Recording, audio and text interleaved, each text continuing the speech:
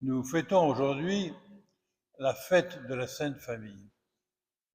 La fête de la Sainte Famille, c'est pour nous un grand enseignement, car tous nous avons une famille. Et dans l'exemple de la Sainte Famille de Jésus, Marie et Joseph, nous avons un exemple très important pour nous tous. La réalité la plus importante est celle-ci. Nous voyons que les membres de la Sainte Famille obéissent à Dieu. Or, le secret du bonheur pour une sainte famille, c'est de vivre selon la volonté de Dieu. Ainsi, nous voyons que l'ange apparaît à Saint Joseph et lui dit de fuir en Égypte pour protéger l'enfant et sa mère. Puis après, l'ange apparaît de nouveau et lui dit de retourner en Palestine. Mais il y a une chose à laquelle nous devons faire attention. Quand Saint Joseph, le fait d'être enseigné par Dieu ne signifie pas que nous n'avons pas à utiliser notre jugement. Parce que quand Saint Joseph retourne en Palestine, il apprend qu'Archélaüs est dangereux pour la Sainte Famille. Alors il attend, il s'éloigne un peu, il se retire en Galilée. Ainsi, et c'est comme ça qu'après, il va se retirer à Nazareth, en Galilée. Ainsi, pour nous, c'est très important de comprendre que d'une part, nous devons suivre ce que Dieu nous explique, mais aussi nous devons être attentifs à utiliser notre jugement, notre discernement. Ainsi, il ne s'agit pas, Dieu ne nous demande pas de suivre la Sainte Écriture, j'ouvre la Sainte Écriture et je vois un enseignement pour moi. Non, il faut voir si réellement ce qui est donné est vraiment bien pour nous. Nous devons utiliser toujours notre jugement, mais tout ça pour aller près de Dieu, pour suivre la loi de Dieu, pour suivre l'enseignement de Dieu.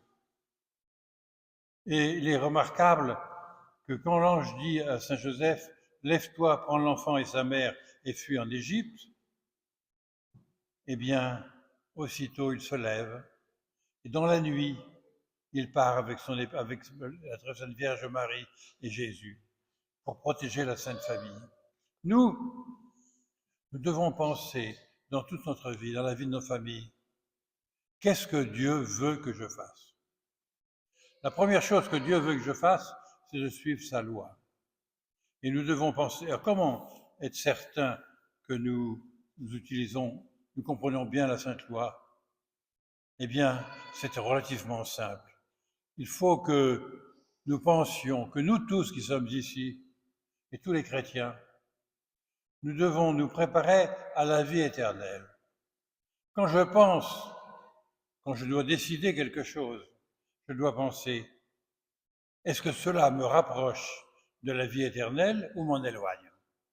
Ainsi, dans toutes les choses, je vais avoir un principe d'interprétation de la Sainte Écriture qui est qu'est-ce qui m'approche de Dieu, qu'est-ce qui m'en éloigne.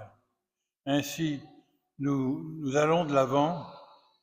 Dans la lettre de saint Paul aux Colossiens, il est dit ceci. Tout ce que vous dites, tout ce que vous faites, que ce soit toujours au nom du Seigneur Jésus, offrant par lui votre action de grâce à Dieu le Père. Alors, déjà, nous pouvons faire un examen de conscience. Est-ce que tout ce que je fais, tout ce que je décide, je le fais au nom du Seigneur Jésus? C'est-à-dire que si Jésus était présent, est-ce qu'il me dirait de faire ce que je veux faire? Ainsi, par la révélation de la Sainte Écriture, j'ai un enseignement sur comment je dois me comporter. Il est inutile de faire beaucoup d'études de philosophie et de théologie si déjà on ne cherche pas à faire en tout selon le cœur de Jésus. Lorsque Sainte Marguerite Marie a reçu les apparitions du Sacré-Cœur à Paray-le-Monial, qu'est-ce qu'elle a appris? Elle a appris à tout faire selon le cœur de Jésus. Et elle pensait tout le temps, qu'est-ce qui fait plaisir au cœur de Jésus? Eh bien nous, en ce jour de la Sainte Famille, si nous voulons que nos familles soient bénies de Dieu, qu'elles soient heureuses, il faut que tous les membres de la famille cherchent en toutes choses à faire ce que désire le Seigneur Jésus.